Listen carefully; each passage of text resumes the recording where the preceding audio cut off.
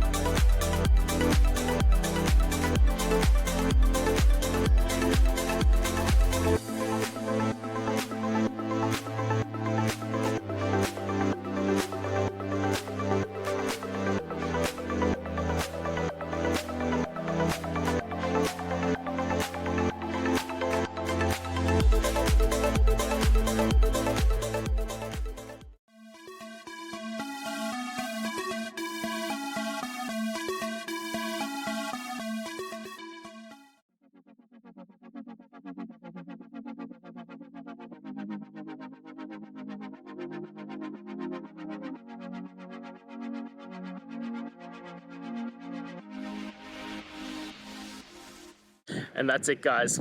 I hope we've gone through and found the answer that you're looking for.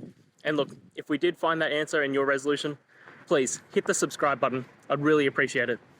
Now, until the next time you need technical videos, I hope you have a good one.